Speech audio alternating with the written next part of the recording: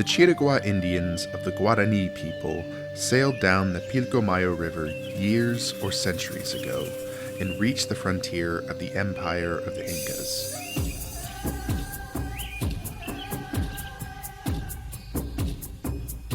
Here they remained, beneath the first of these Andean heights, awaiting the land without evil and without death. The Chiricahuans discover paper, the written word, the printed word, when after a long journey, the Franciscan monks of Chuquisaca appear carrying sacred books in their saddlebags. As they didn't know paper, or that they needed it, the Indians had no word for it. Today, they give it the name Skin of God, because paper is for sending messages to friends far away.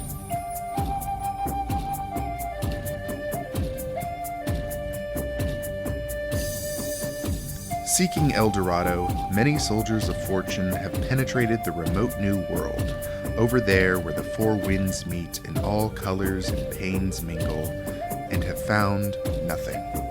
Spaniards, Portuguese, Englishmen, Frenchmen, and Germans have spanned abysses that the American gods dug with nails and teeth, have violated forests warmed by tobacco smoke puffed by the gods, have navigated rivers born of giant trees the gods tore out by the roots, have tortured and killed Indians the gods created out of saliva, breath, or dream. But that fugitive gold has vanished and always vanishes into the air, the lake disappearing before anyone can reach it. El Dorado seems to be the name of a grave without coffin or shroud.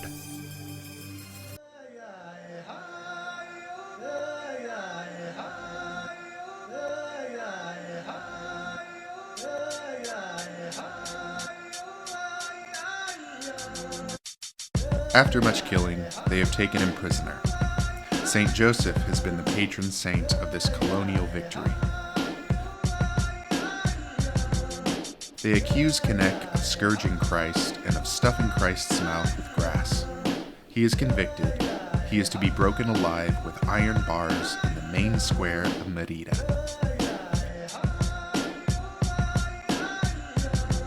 Keinec enters the square on muleback, his face almost hidden by an enormous paper crown. On the crown, his infamy is spelled out, risen against God and against the king.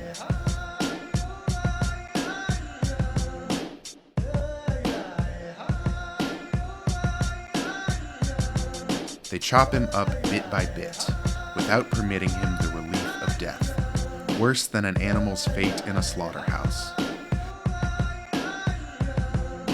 Then they throw the fragments of him into the bonfire. A prolonged ovation punctuates the ceremony. Beneath the ovation, it is whispered that the serfs will put ground glass in the master's bread.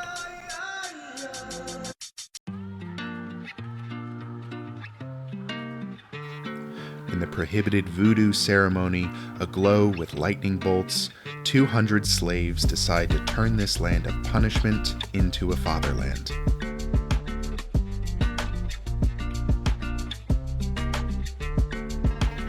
Haiti is based on the Creole language.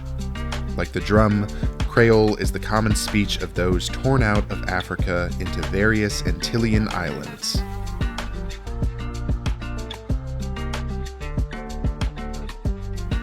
It blossomed inside the plantations when the condemned needed to recognize one another and resist.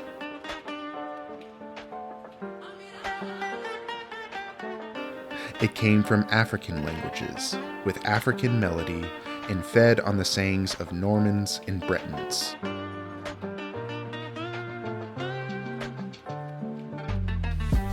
It picked up words from Caribbean Indians, and from English pirates, and also from the Spanish colonists of eastern Haiti.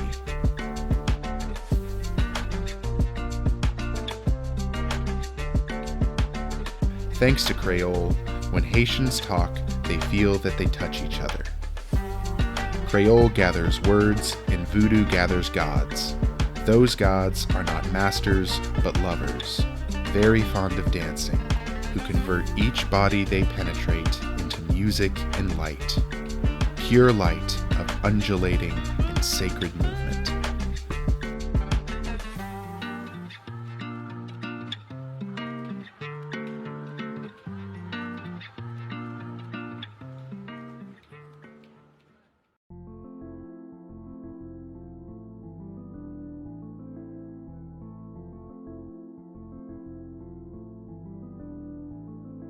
By now, Artigas' army is nothing but naked people. Those who own no more property than a horse, as well as the blacks and the Indians, know that in this war, everyone's destiny is at stake. From fields and rivers, groups of mounted rebels attack the well-armed Brazilians with spear and knife, and like birds they vanish in a flash. While bugles call out slaughter in this invaded land, the Buenos Aires government spreads propaganda directed toward those who have goods to lose.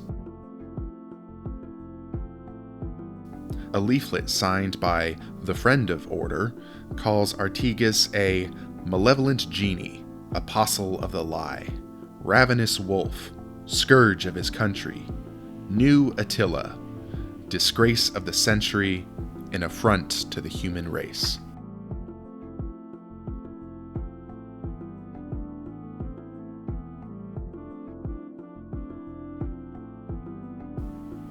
Someone brings the leaflets to the camp. Artigas does not take his eyes off the fire. "My people don't know how to read," he says.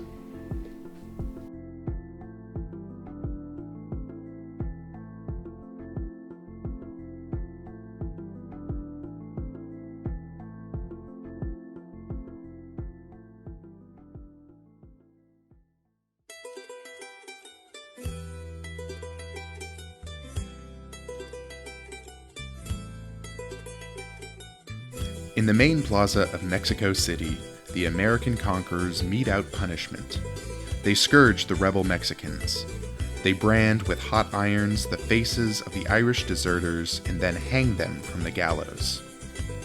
The St. Patrick Irish Battalion came in with the invaders, but fought alongside the invaded. From the north to Molino del Rey, the Irish made theirs the ill fate of the Mexicans. Many died defending the Churubusco monastery without ammunition. The prisoners, their faces burned, rocked to and fro on the gallows.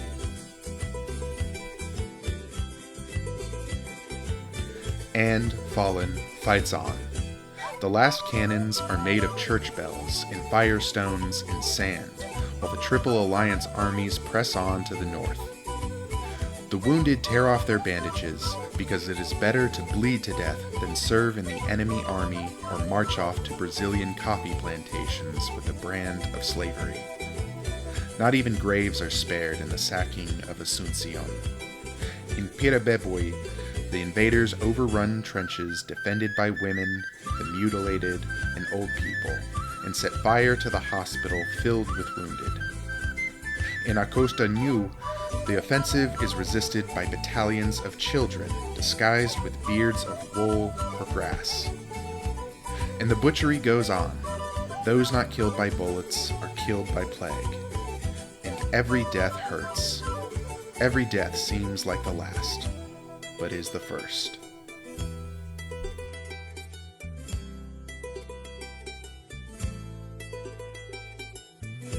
But the last defenders of Canudos sing behind an enormous wooden cross, still expecting the arrival of archangels. The commander of the first column has the horrifying corpse of Antonio Conselheiro photographed, so that his death may be confirmed. He too needs to be sure. Out of the corner of his eye, the commander glances at the handful of rags and little bones.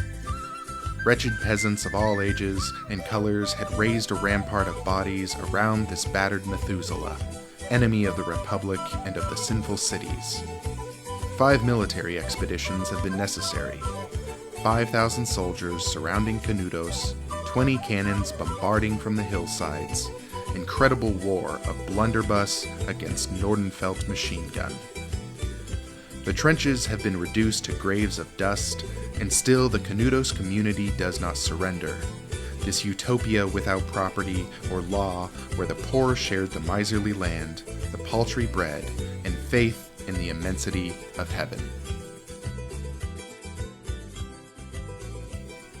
They fight house by house, inch by inch. The 4 last survivors fall. 3 men, 1 child.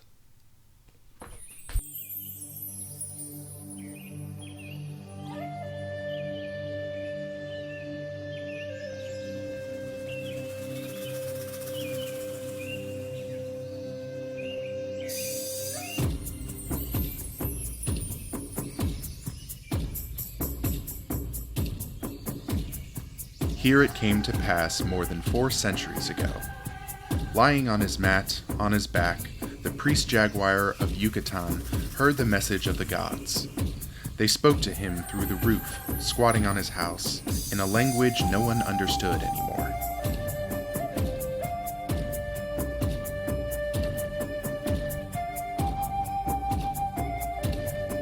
Chilambalam, he who was the mouth of the gods, remembered what had not yet happened and announced what would be.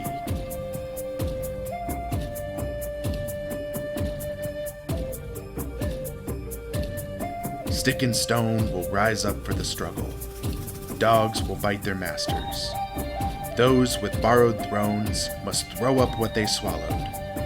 Very sweet, very tasty was what they swallowed, but they will vomit it up. The usurpers will depart to the limits of the waters.